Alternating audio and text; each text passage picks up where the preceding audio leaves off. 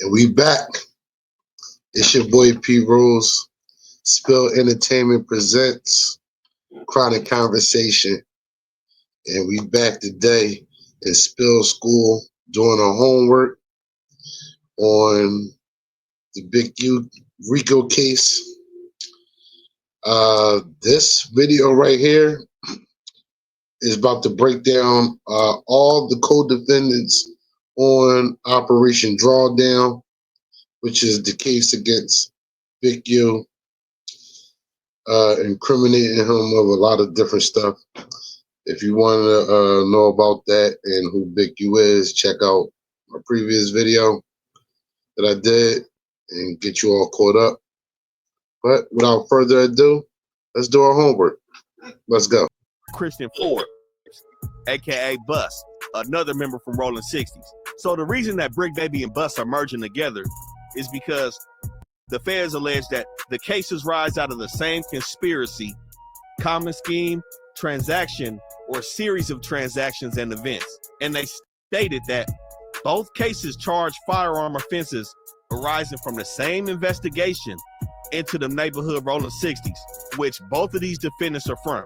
And it said that both indictments rely on evidence that ultimately led to a Title III wiretap in a separate case on several Rolling 60 telephones, including Zaire Mitchell, Brick Baby. And they stated that the FBI plans to arrest both defendants on the same date, Rolling 60's takedown, and the common discovery will be produced in the cases. And this is what leads us to Christian Forbes, who seemingly is the big fish when it comes to the weapons in this indictment, because the feds are alleging that he engaged in the business of dealing firearms without a license. So they're linking buses, firearm transportations with Brick Baby. I was wondering how some of these people got involved in this. Shout out to Rat and Street Politics. That's who did the video. They did a good job of breaking it down. Tap into their channel, Rat and Street Politics. They definitely do a good job of breaking it down. And when I did my first video, I'm looking at all the people on the indictment. And I'm like, yo, you got young people here, old people, and I'm wondering how are all these people tied in together? We about to find out now, starting with Bus. These firearm acquisitions. And this is how they prove the interstate and foreign commerce is being played with.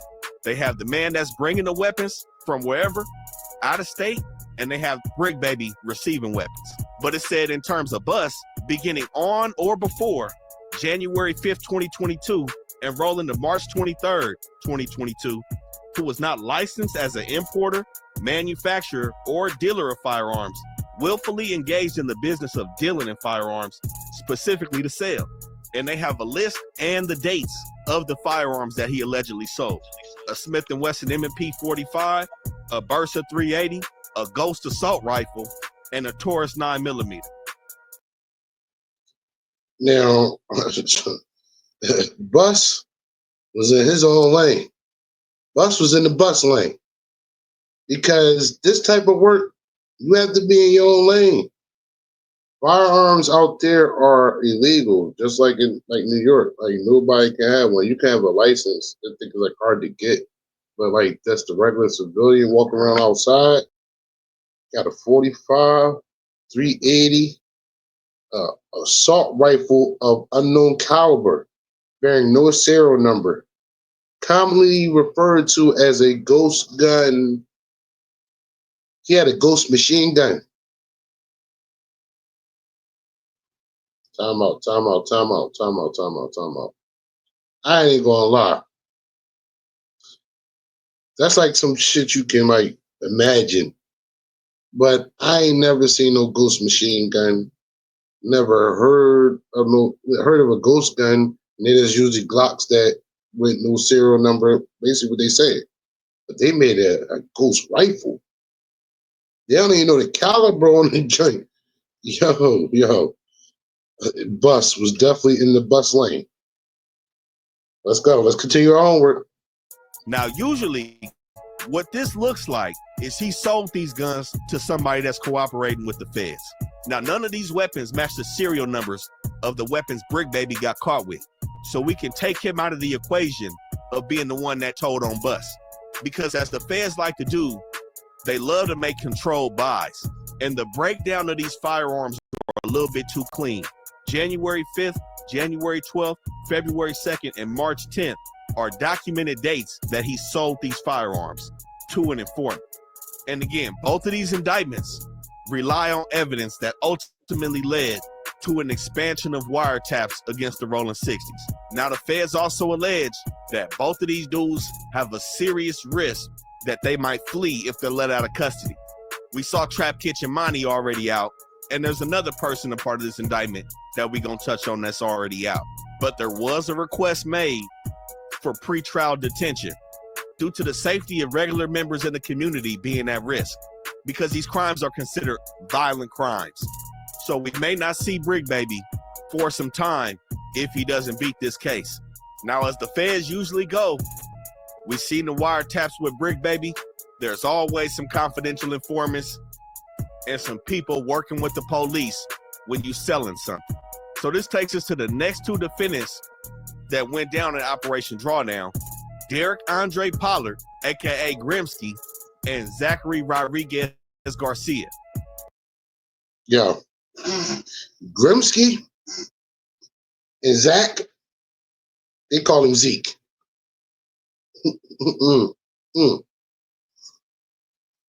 These brothers right here,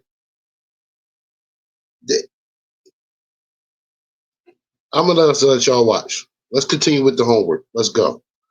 Grimsky and Zach they wild. They wild. AKA Zeke.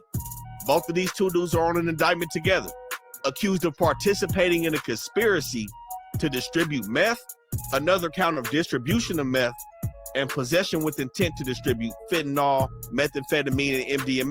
Now, remember when they say they're charged with distribute another type of meth. Remember that part. The charge with distributing another type of meth. Just remember that part in this. Just remember that part. Hold that thought. Another count of possessing a firearm in furtherance of a drug trafficking crime. And lastly, being a felon in possession of a firearm. So what we see here, everybody on this indictment is either members of Neighborhood Rolling 60 or criminal associates of the 60s. That's what the feds is going to call them. And everybody is seemingly moving on their own program, doing things at different times. But since they all a member of the 60s organization, there was communication linking all 19 of these individuals that we see went down on this case. So when Grimsky... And now look, that's the thing. All 19 of these people might not be Rolling 60s, but they're affiliates of the Rolling 60s, and they're saying that because the wiretaps, the phone, they got the phone tap. What you gonna do? Sooner or later, they had the whole crew. I'm not saying. But remember, we're still on Grimsky and Zeke. Let's stay on Grimsky and Zeke for right now. All right? We'll break the rest of that down later. Let's stay on Grimsky and Zeke. Because these boys are crazy. And let's remember, I'll remind you, they got charged with distributing meth and another form of meth. Just keep that part right here. Another form of meth. Let's continue to do our homework. Let's go.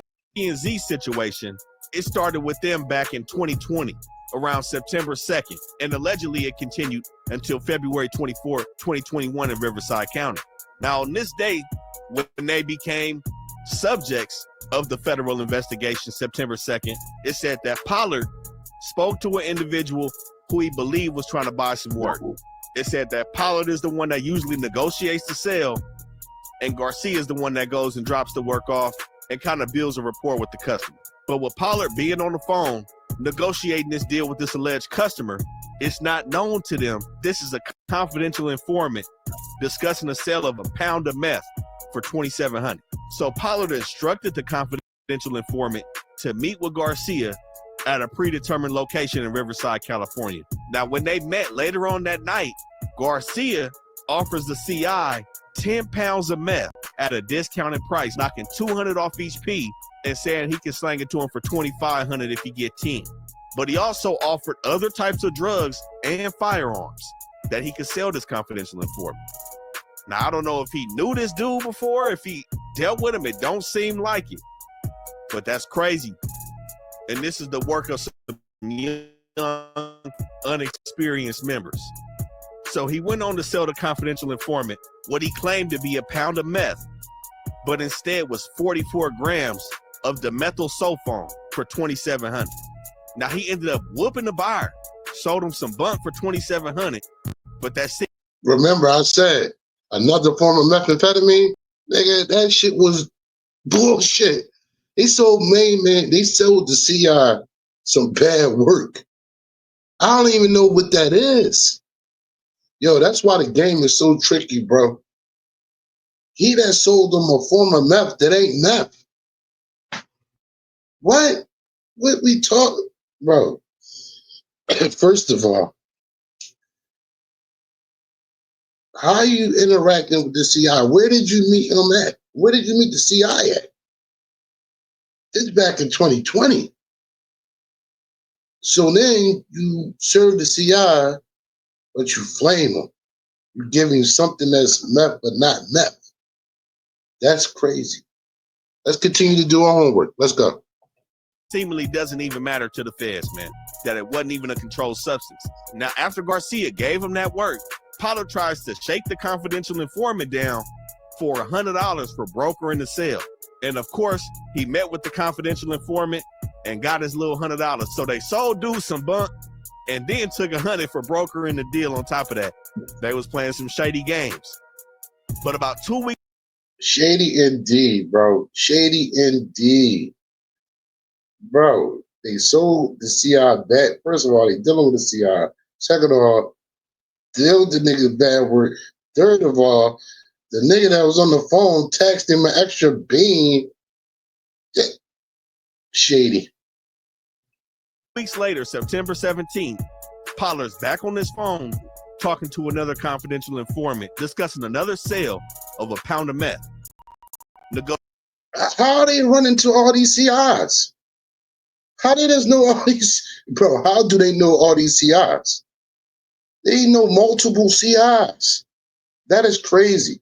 Negotiate another $2,700 price and a $100 middleman fee. This time, Pollard is the one that met with the CI, and they sell him some bunk again, 446 grams, and they short of dimethyl-sulfone. So the feds after this. Yo, somebody in the comments, please tell me what dimethyl-sulfone is. Please. Because they had an abundance of that shit. What the fuck is dimethyl-sulfone? And they're serving the CI with that shit. So imagine how many other people they hitting with that bullshit. What bro say on there? Bunk. They hitting with that. They hit niggas with bunk. Giving niggas bunk. Bullshit, basically. Hitting niggas with bullshit. They kick back and they cool on these dudes for 3 months. They circle back around December 15th, 2020, hit them up again for another pound. Pollard talking on the phone again, but using quote-unquote coded language. They negotiate a price, and this time, Garcia meets with the confidential informant and gives him a short P, 438 grams of pure methamphetamine for $3,000 this time. Oh, so third time you get the real work. So you get burnt twice. You come back on the third time, we're gonna give you the real work. Bro, what? Yo, Grimsky and Zeke was crazy, bro. Let's continue to do our homework. The third time was a charm. Now, in between that 3-month cool down period, on October 14th, 2020, again, still in Riverside County, Grimsky is said to have knowingly possessed a Glock 40. He was already a felon, so now he's a felon in possession of a firearm. That's where that count comes from that was alleged at the top of the indictment. It said that in Arizona, he had a solicitation to commit forgery back in 2018. Now, the indictment doesn't necessarily say how they know he got caught with it, but we know Grimsky been on the phone this whole time. And we know that wiretap has been popping. Now, a couple months after they made that final sale of actual meth to the CI, it said that in February 2021, they were in possession of a key of fentanyl. And they also had another 189 grams of meth and some MDMA with him as well. Now, the key thing is with this indictment kind of being bland, this is how confidential informants and snitches fill in the blanks.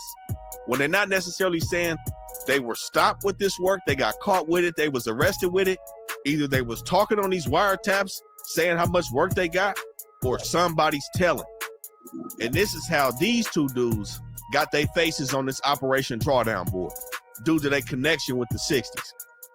Now, the next person that's also in custody on this indictment is Joshua Holly. Now, he seems to be one of these criminal associates of the 60s that I spoke on. They're not putting him down as a full-fledged member, but he also went down for the same thing as Grimsky and Z. Distribution of methamphetamine, carrying a firearm during and in relation to, and possessing a firearm in furtherance of a drug trafficking crime. I think the only thing working for this dude is he wasn't a felon in possession of a gun. But on March 11, 2021, they got him presumably on wiretap, knowingly and intentionally distributing at least 50 grams, which came out to be 423 grams of meth. Now, the indictment doesn't allege that he was dealing with a confidential informant or a confidential witness in this case. So again, I have to stress that the wiretap and the hundreds of hours of conversations that they have is going to play a pivotal role in pushing these guys towards a plea deal when they see exactly how much evidence they have against them. April 1st, 2021 looked just like March 11, 2021, where they got this dude selling 435 grams of methamphetamine. Both of those situations were in LA County. And on the April 1st incident, it's alleged that he possessed a firearm while he was selling that work to somebody. They have him again on April 27th, selling 443 grams of meth. So as you can see, they've really been building this case for a long time. Again, they started watching Big U February of 2021, but they already had these wiretaps set up on these dudes back in 2020. And I'm gonna say, if Big U didn't allegedly kill Rayshawn Williams, this would be a pretty uneventful indictment for the feds. They'd have Brick Baby, but it wouldn't be this big. Now, the next person that went down on this case was Ron Antoine Britton, aka Ronnie Mac. The feds are alleging that he was possessing with intent to distribute cocaine. Now, Ronnie Mac is a foul boy. Ronnie Mac's a foul boy, bro. And Ronnie Mac been he one of the older people I was talking about on the indictment. But he foul, bro. Let's continue to do our homework. Let's go. And like many other people in this indictment, he was in possession of a firearm in furtherance of a drug trafficking crime, and also a felon in possession of a firearm and ammunition. So we have Ronnie Mac on January 31st, 2024, allegedly intentionally possessing with the intent to distribute cocaine. Now, it doesn't say he sold it to anybody, so more than likely, he was caught with it. And he was probably somebody that also participated in conversations on the wiretap, so they glued him into this federal indictment. But even if he wasn't, being a member of the 60s and being a felon in possession of this firearm, they was gonna throw him in there anyway, because they caught him with the gun when they caught him with the powder. Now, he had multiple firearms. He had a Glock 26 and another Ruger 9mm when he went down. Now, just like Brick Baby, they charging him with the ammunition as well. He had over 30 rounds of 9mm ammo while being a felon. Now, this dude right here, this is a fraudulent dude right here.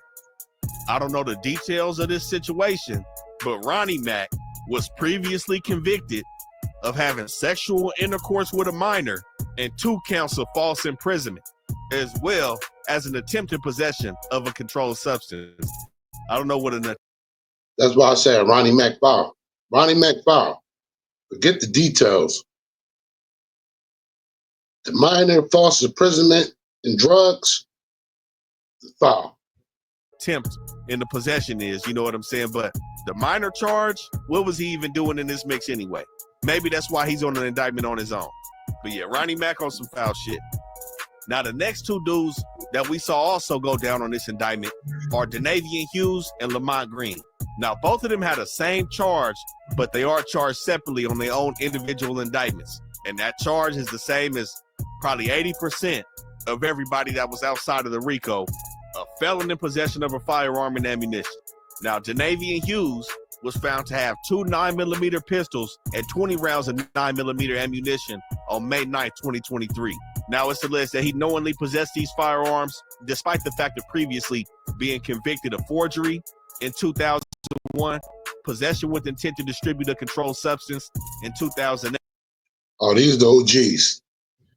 When they say you got a case from '01, you one of the OGs. You've been around. You've been doing dirt for a long time. He AWACS. You've been doing dirt for a long time. Got cases stemming back from '01. Nate, and the unauthorized use of personal identifying information in 2008. And on January 31st, 2024, Lamont Green was in possession of a .38 revolver. And for some reason, he had hundreds of rounds of different types of ammunition, not just the .38. But he had previously been convicted of possession of a controlled substance in 95, second-degree burglary in 97. Another one. Bro, he double OG. He's catching cases in 95. In 97, he was catching cases when Pac was alive. Bro, old head is catching cases while Pac is alive. And you get indicted now? Let's continue to do our homework. Let's go. An assault with a semi-automatic firearm in 2000. So he's seemingly been out of trouble for the last 25 years. But they got him going down for affecting interstate and foreign commerce. Now, there is an individual on this case, Tion Devon Jones, aka Blueface, who seemingly has only went down for a violation based on a federal charge that he caught in 2009 on a conspiracy to distribute a controlled substance and possession with intent to distribute methamphetamine. Now, he also had a violation in 2019. So the details surrounding his current situation and being a part of Operation Drawdown is somewhat mysterious at this moment. But 2 dudes on this case are 2 people that I would put my money on that are going to end up snitching. We got the start of everybody. All right. Yeah, look.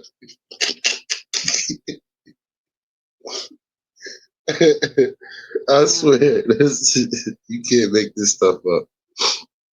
All right. So we got through everybody. Now, I think only person, well, the female on the second row or the far right on the second row, she's the one that got the taco truck, and I think she's out. She's not. She's not free. She's still in indictment, but she's out. That's what they said in the beginning of the video. I don't know. That's why we keep doing the homework. Everybody else is covered, except for the last person on the bottom row, all the way to the right, right under the first female. I don't think they touched on that person. Everybody else, we got Grumsky and Zeke. They was burning people, giving them bad work in service CIs. Above them, we got Loose Cannon and Brick Baby. Above them, we got the 2 OGs, Old Head Mont, that was catching cases when Pac was alive. Old Head next to him that was catching cases back in 2001. Then next to him, you got the Old Head Blueface. He got hit with a violation. I don't even know why he even in the indictment. Then you got the last boy with the little curly fro. He was doing the same thing Rimsky and Zeke was doing, basically. Then you got Big U. Over here next to him, he's supposed to be the guy. I don't think they get into him, but he's supposed to be the guy that was supposed to be picking up the $1,000 a day from the dispensary. So Big U was extorting some guy that has a dispensary in LA for $1,000 a week.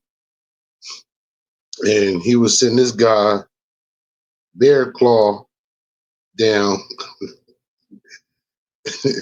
down to pick up the money. And since they're on the phone talking, Bear Claw is caught up in this indictment too. But no, not just because of the phone. My bad. The feds started giving the dispensary owner the money to give to him. When he said he was done paying, he didn't want to pay the money no more to Big Gil, he went to the feds. The feds said, all right, look, keep paying them, but we're going to give you the money. So the whole time, he think he just extorting the dispensary owner, sending the Bear Claw down there to get the money. He thinking it's the dispensary owner money. It's the feds money the whole time. So that's how Bear Claw is in it, and that's why he's right next to Big Gil. See them two? Next to them, I don't know who that is. I don't think they got into that person yet, or I don't know. But like I said, then we got the female. And up there, yeah, with the clown face on it. I didn't do that.